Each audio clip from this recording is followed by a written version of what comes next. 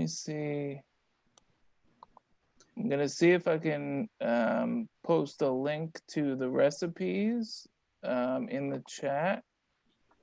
They are on the Facebook page for anybody who's wondering. They are posted on the Facebook page under the program title. So if you haven't got them beforehand, I will post the link now.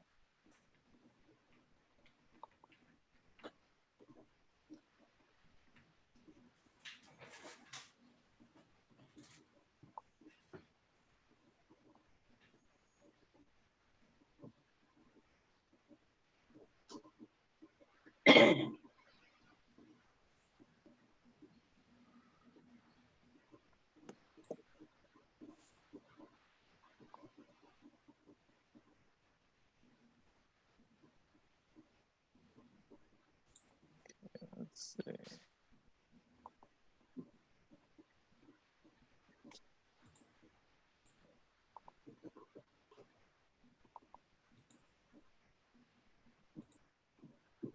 How many people we got? We still got 2 attendees. Okay.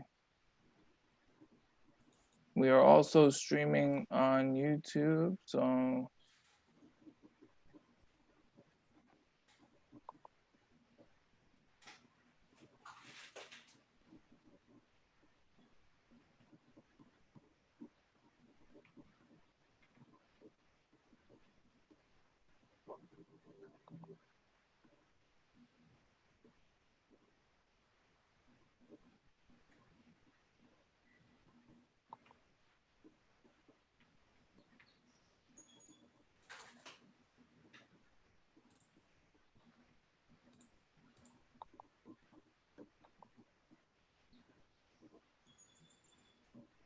Oh. Arlene, I think you're asking about my my Bluetooth speaker. It's small and it's aqua blue.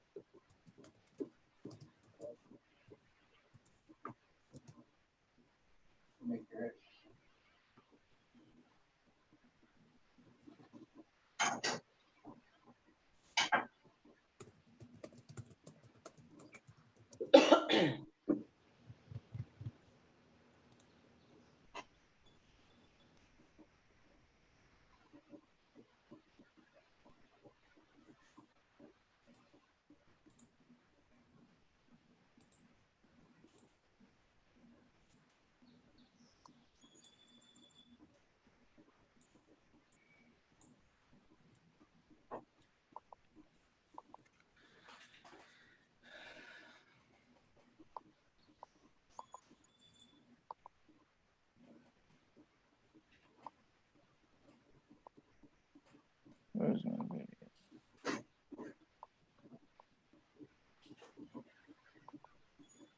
Welcome, everybody. Just a reminder, we can't see or hear you.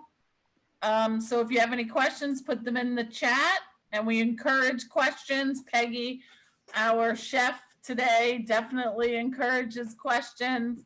We'll get started in just a couple of minutes.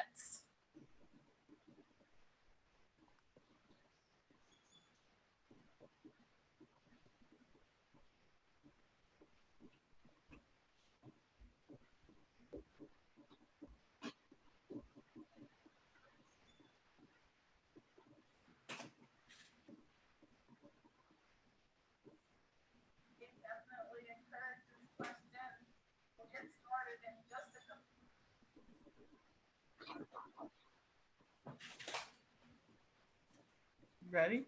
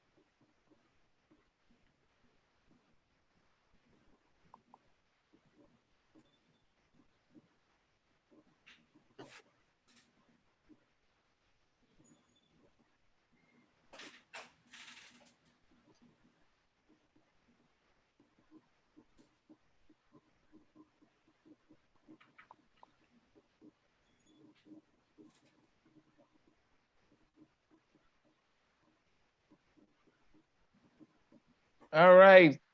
Good afternoon, everybody. It is 4:01 and we are ready to start our pretzel buns and barbecue sauce. Ready for the summer recipes. We have our chef Peggy here from the Baking Coach, Hi, everyone. who's gonna teach us these wonderful recipes. Just to note, if you have any questions or comments, please use the chat feature. If you want to set it to all panelists and attendees so everybody can chat together and see what other questions or answers are being used. I also posted the recipes that are also posted on the Facebook page for this event. There's a link in there for that as well. So without further ado, Peggy, I hand it over to you. Thank you for being here, and let's get started. Thank you for having me, and thank you for joining me for my class. As he said, today we're going to make pretzel buns and some wonderful barbecue sauce. So we'll start off with our pretzel buns. We're going to make our dough and let it set and rise. So we'll get started. You need 1.5 cups of very warm water. So I'm going to run my water. We want it to be about 100, 105 degrees. The warmer, the better. So to that, we're going to add yeast and sugar. So let me get my water together. Okay, so we have 1.5 cups of very warm water. To that, we're going to add 2 teaspoons of active dried yeast. And we're going to add in 1/2 cup of regular granulated sugar and give that a good stir. So everything is combined nicely.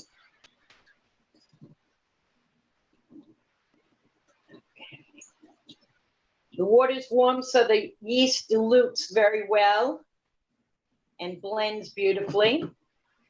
And the last ingredient is 2 teaspoons of salt, kosher salt. So we're going to put those in our bowl. And now give it another good stir.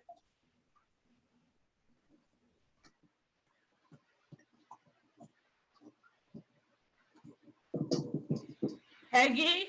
Yes. Somebody is asking if you have any tips on where to find yeast these days.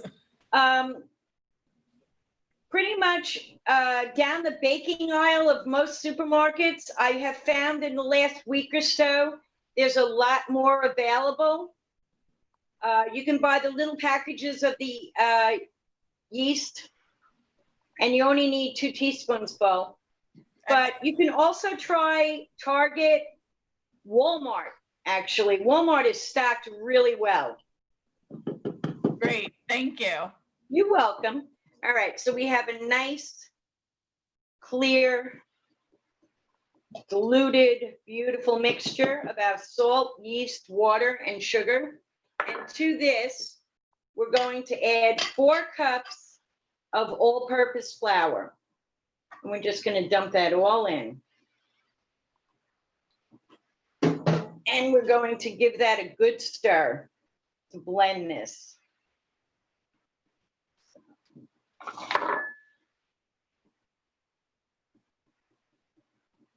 Seems like a lot of flour, but it's every drop of it is very important. So I'm just mixing this with my spatula. And after a while, you can see it's not really doing much with the spatula anymore.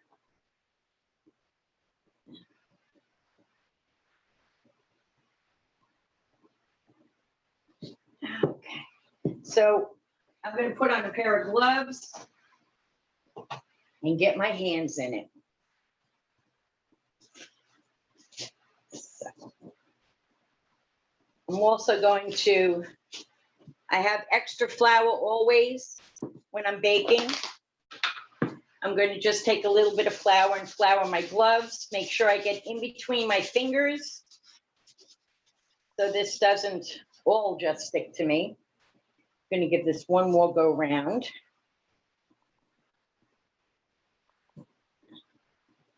I love using the spatula, but after a while it really becomes ineffective. So now I'm just going to put my hands in and give it a good squeeze. And as I squeeze it, I'm going to turn it over.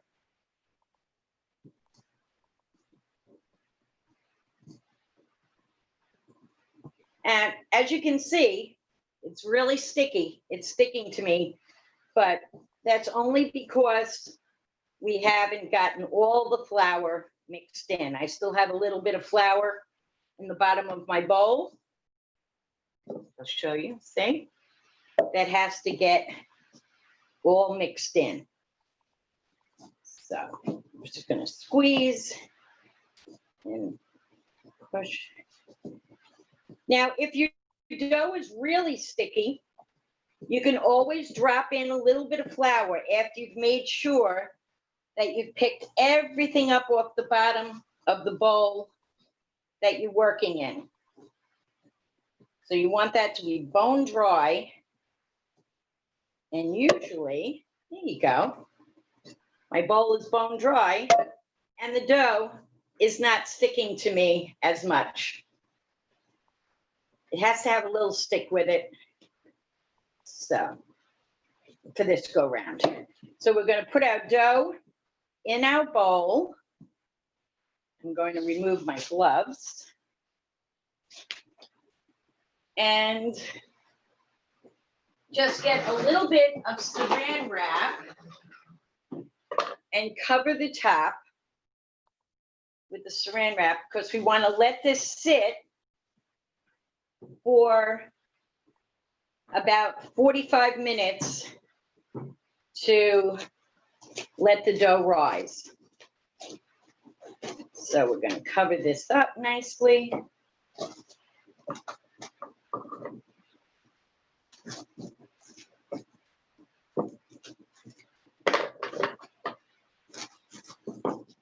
There you go. Cover this tightly in the bowl and set it aside and let that rise. So because we don't have 4 hours, only kidding, it doesn't take 4 hours, but I don't want you to just sit there and wait for this dough to rise. We're going to, the magic of Zoom, I have one that I made and it has been rising. So we're all ready to go.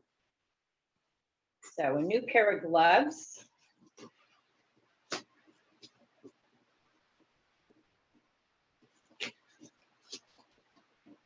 And we're going to check out our dough.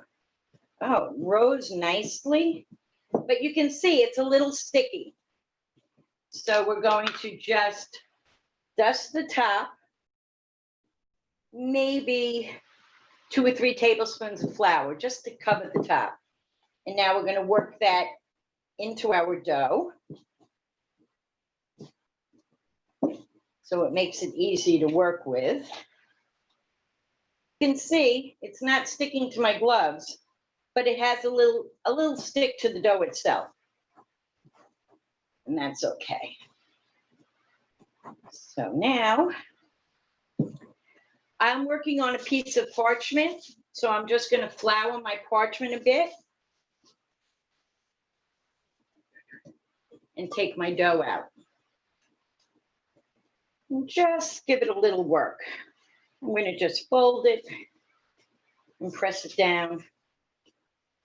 And I'm going to roll it and form a log.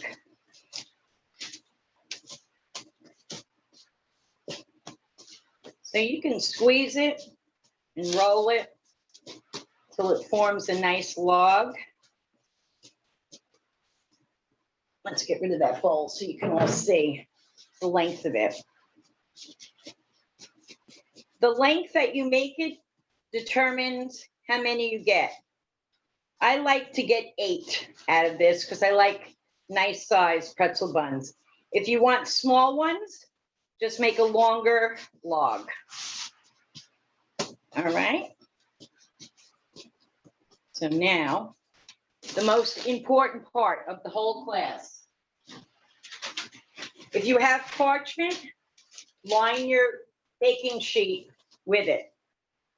If you don't, that's fine. Just make sure you spray the bottom of your pan very well. These will stick and they're hard to get off if you don't give it a really good spray.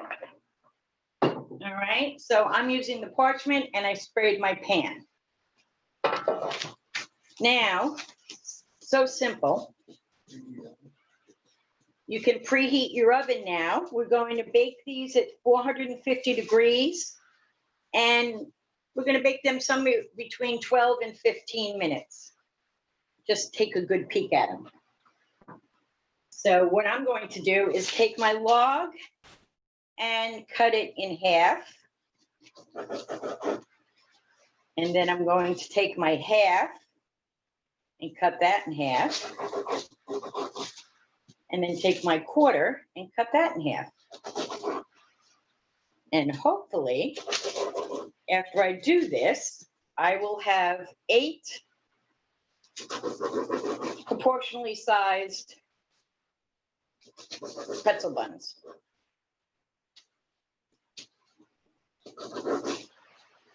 All right. So what we want to do is just roll them into a ball and flatten them out right on the parchment.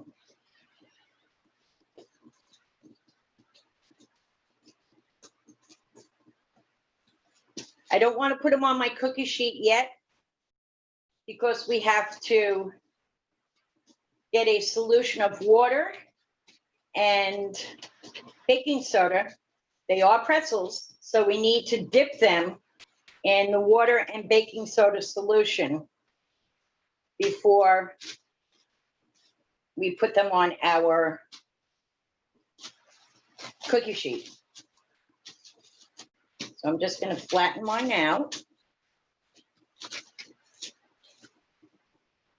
They make great buns for burgers or grilled chicken sandwiches.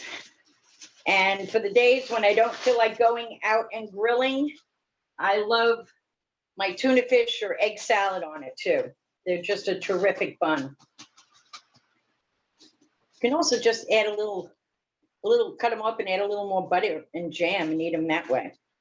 Okay, so I have 8 nice buns, all shaped. Again, I'm going to run my water so that it's very hot. This time I am going to add 4 cups of water and 4 tablespoons of baking soda. So, my baking soda.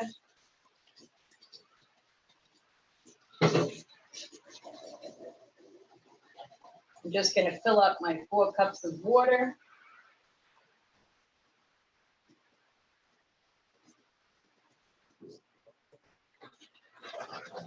Okay, so I have 4 cups of water. I want to move this pan so I have a better place for you guys to see.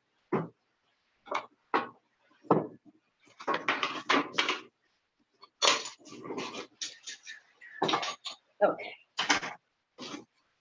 So.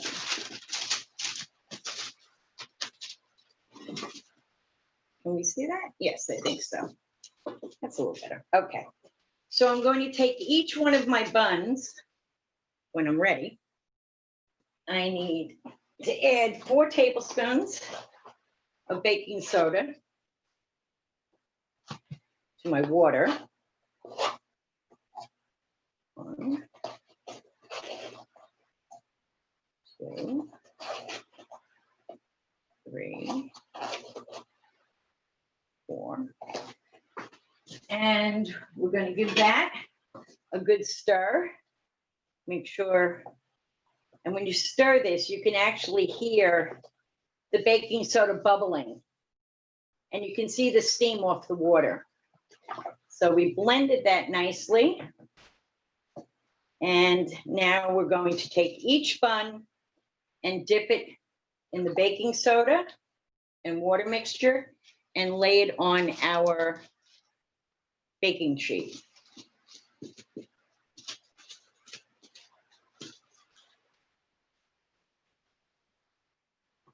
Put that in, dip. Put that on there. Dip.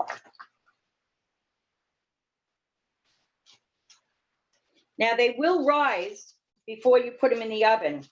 So make sure you give them enough room that they're spread apart. So they have a little room to grow.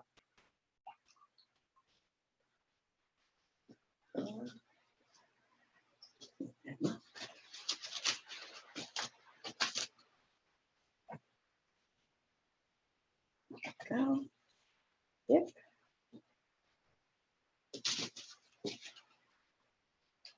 Dip.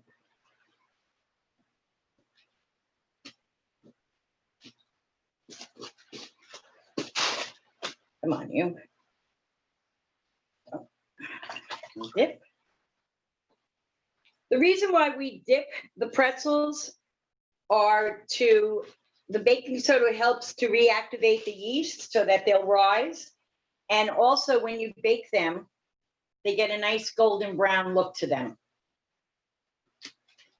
So here we go. Get rid of that. Let's get rid of this. And let's show you. And there are our buns. All right, now these, we're going to just let them sit out and let them rise again. And we're going to do that for about 15 to 20 minutes.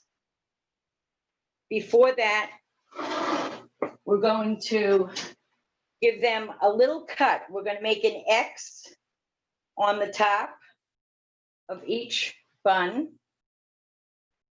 You want to X through it.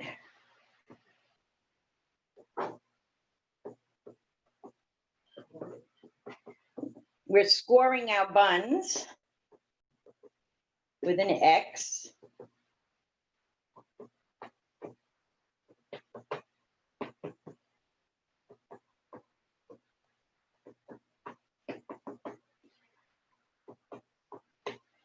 There you go.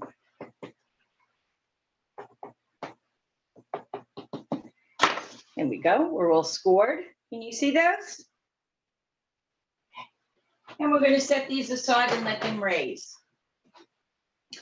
So while we're waiting for that, so I can put them in the oven, we're going to make our barbecue sauce. It's simple, easy, and really delicious. I just need a new piece of parchment. I tend to be messy. Okay, so the basic barbecue sauce recipe is ketchup, light brown sugar, vinegar, red wine vinegar, Worcestershire sauce, dry mustard, paprika, salt, and optional, a little bit of hot sauce.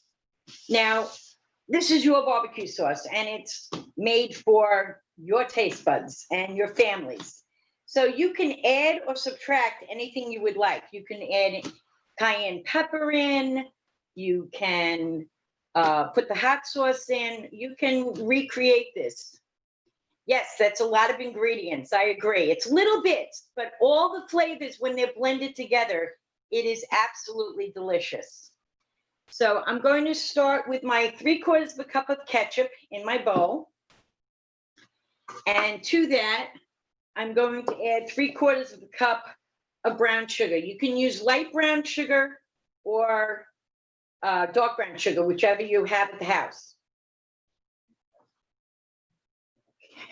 And in a pinch, if you don't have brown sugar, you can always use molasses. And we're just going to give this a whip with my whisk and blend that all up.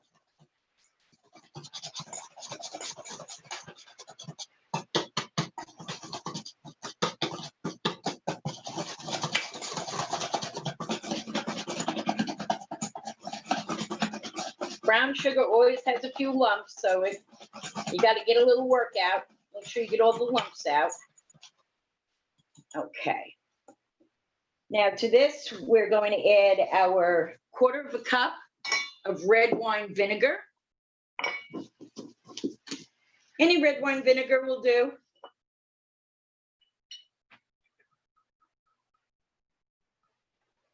We'll put that in. And give it a stir.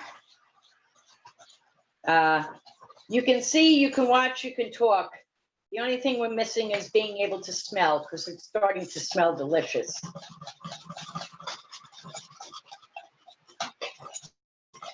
And that's the color for now. And now we need a teaspoon of Worcestershire sauce. I know. Yes. This is what I miss about doing my live classes, the smells, the tasting. So I get to see everybody's reaction. So I do miss that. 1 teaspoon of Worcestershire sauce, however you pronounce it, and give it a good stir. And now we want 1 tablespoon of dried mustard.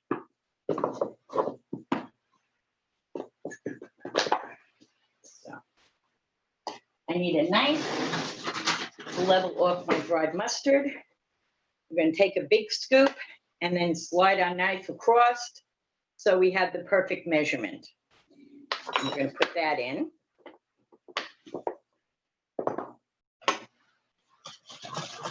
And give it a go round.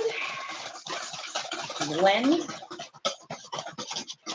I blend after every ingredient because I really want to make sure that it's completely blended. No lumps of any one ingredient standing out.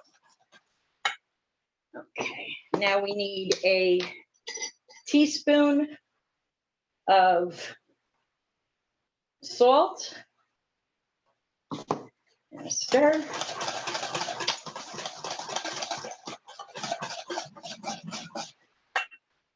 And a 1/2 teaspoon of black pepper.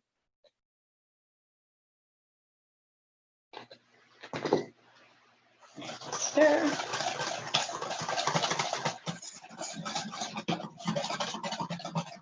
And last but not least, a teaspoon of paprika.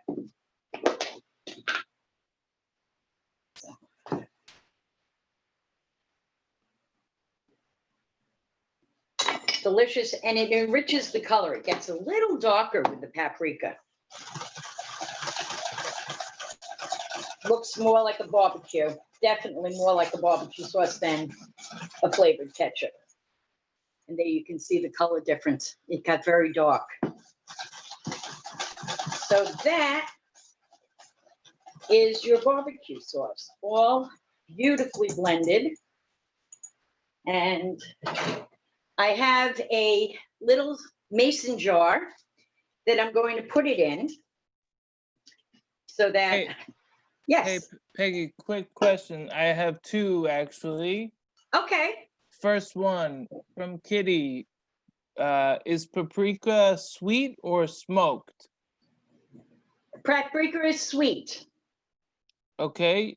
And then our second question, can you use regular mustard if you don't have dry mustard? Absolutely. You can use dark brown mustard. You can use Dijon mustard. You can use any kind of mustard you like.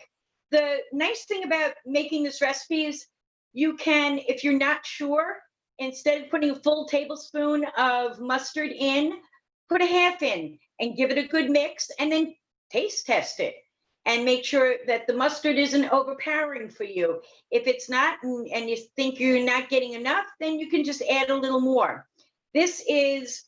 Barbecue sauce is completely personal.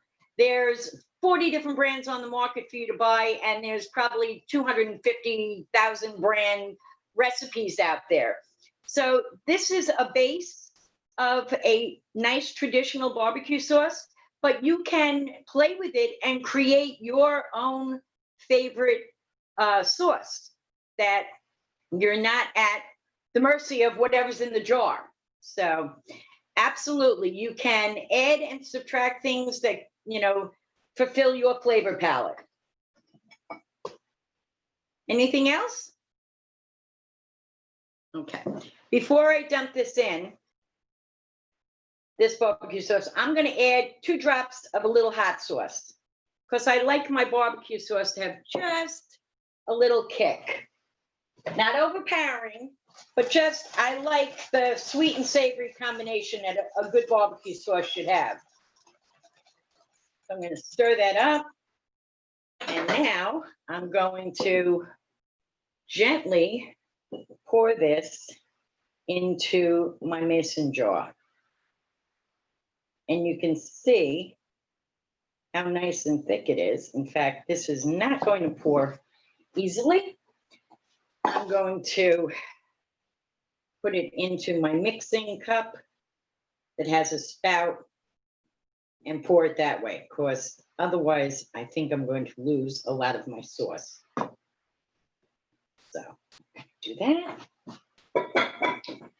And now we're going to pour it in. Much better. This is why we have 47 different utensils for the kitchen. There is a reason for all of them. There you go. Now, I have an adorable container that you can take an Avery label from your computer, if you have them, and you can label this. And if you would like, it makes a great gift for the holiday next month for your favorite griller. And you attach a recipe to it, and there you go. Homemade barbecue sauce. All right? Everybody's got a favorite griller. Everybody's got someone that grills for you so you don't have to. So whoever it may be, they may enjoy a nice homemade batch of barbecue sauce with the recipe attached, and then they too can adjust this to their flavor palettes. The barbecue sauce will keep 3 months easily. Just keep it in the refrigerator. All right. Any other questions? I just have to. Yes. Okay. Deb is asking, how long will it keep? 3 months in the refrigerator, in a sealed container, whether it be a mason jar or a Tupperware container, just something that's airtight.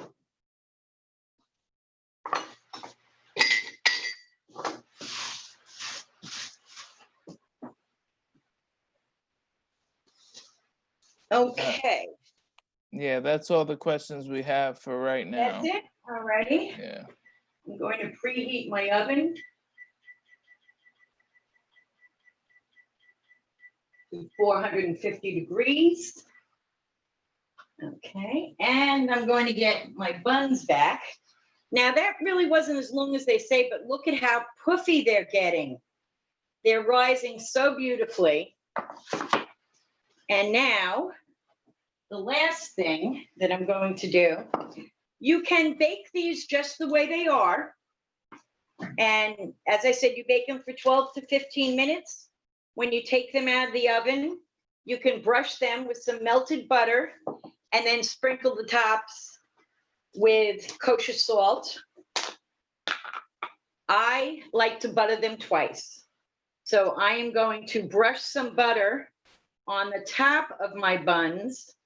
I like the way they bake and how golden they look when they come out of the oven. So we're going to brush our buns on the top.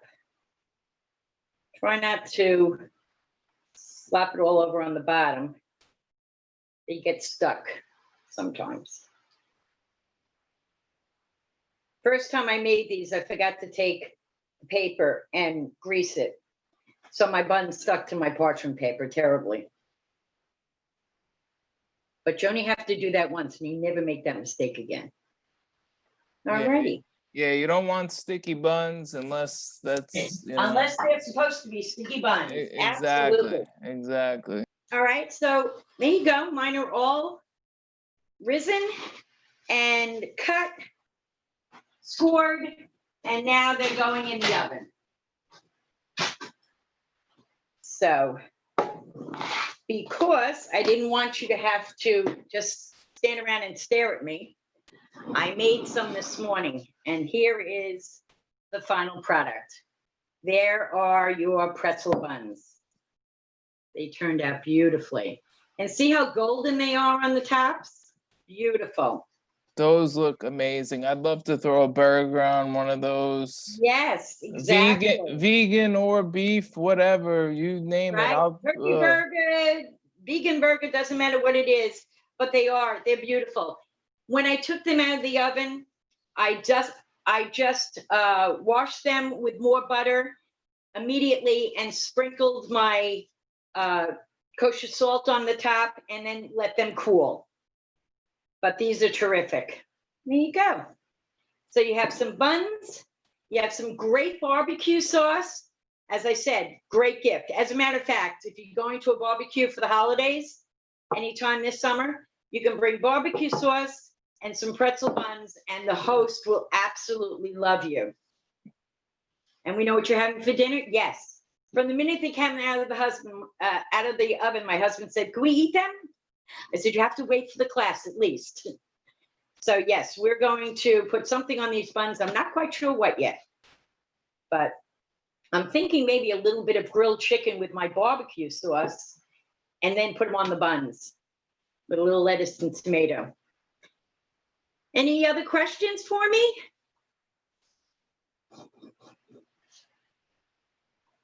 I think maybe everybody's cooking while I hope they're so. watching you, and I hope so. They do turn out absolutely beautiful.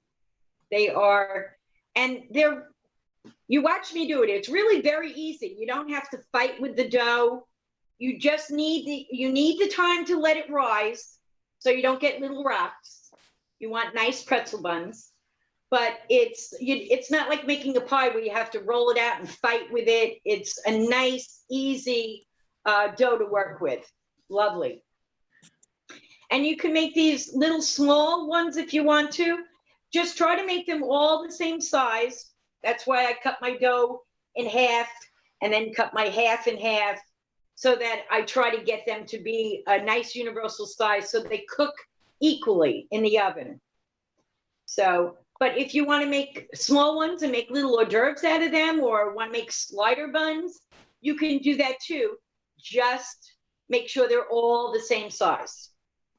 All right. there's two questions there. Margaret is asking, have you mixed it in a processor? No, I have not. I've only made these by hand. Okay. I'm sure you can put them in your mix master with the dough hook and do that if you want to. But it's really so fast and easy to do. And when you have your hands in it, you'll make sure you don't overwork the dough. Where the machine goes so quickly, I'm never quite sure. But True. You can if you want to. True. The other question is, can you repeat the beginning of the bun recipe ingredients? Absolutely. You need 1.5 cups of very warm water, probably about 100 to 105 degrees. If you turn your faucet on in the kitchen on hot, and let it run for a minute or two. You'll be perfect. To that, you're going to add 2 teaspoons of yeast. Okay.